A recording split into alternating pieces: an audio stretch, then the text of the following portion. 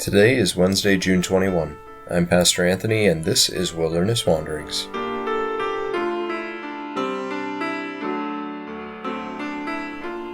Today our text comes from 1 John 4. God is love. Whoever lives in love lives in God, and God in them. This is how love is made complete among us, so that we know we will have confidence on the day of judgment. In this world, we are like Jesus. There is no fear in love, but perfect love drives out fear, because fear has to do with punishment. The one who fears is not made perfect in love. We love because he first loved us. Whoever claims to love God yet hates a brother or sister is a liar.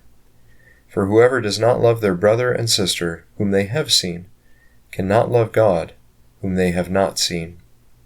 And he has given us this command: anyone who loves God must also love their brother and sister. It's 1 John 4, verses 16 through 21. In response to some religious leaders that had accused Jesus of driving out demons by the power of the prince of demons, Jesus replied that a house divided against itself cannot stand. There is an insidious scheme of the devil by which he seeks to do precisely that: divide the household of faith so that it might not stand. He does this by causing us to avoid, fear, and imagine the worst of our siblings in Christ, so that our love for one another might grow cold. This is the very thing Jesus warns against in his words on the end times in Matthew 24. Paul warns against it in 1 Corinthians 2, verses 5 through 11 as well. Even 1 Samuel 18 tells this story, especially verses 12 through 16, where King Saul's fear grows and consumes him with mistrust, while David increasingly lives in a different world, marked by love. The antidote to this sort of demonic division is to receive the love of God who is love, and to live this love of God very practically in our love for one another. Said differently, the antidote is to receive Jesus, the word of love in action, and become like him in that loving action. This is harder than it looks. We will toss around little slogans like just love or love instead of hate.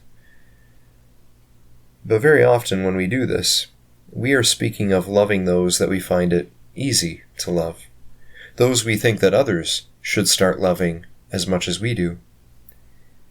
Jesus' form of love is something harder than that, though. Jesus loved the sinners and the marginalized, yes, but Jesus also loved his enemies.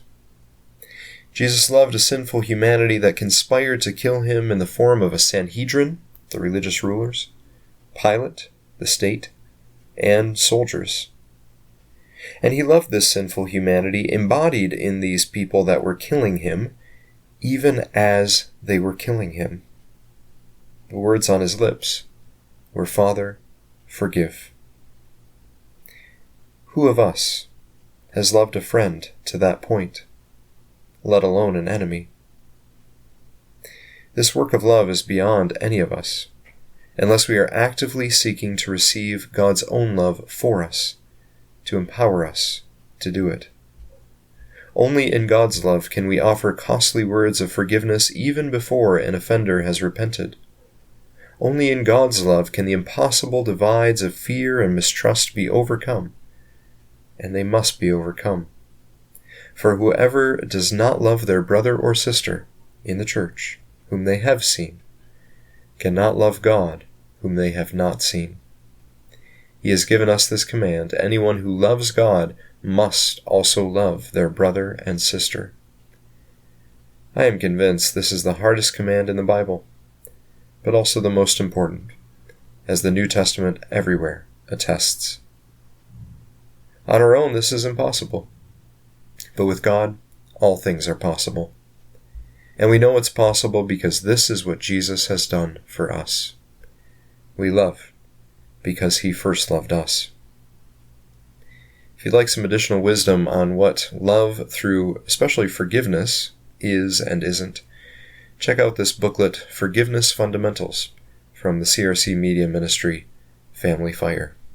The link is in the notes. And as you journey on, go with God's blessing. May the peace of the Lord Christ go with you wherever He may send you. May He guide you through the wilderness and protect you through the storm. May He bring you home rejoicing at the wonders He has shown you. And may He bring you home rejoicing once again into our doors.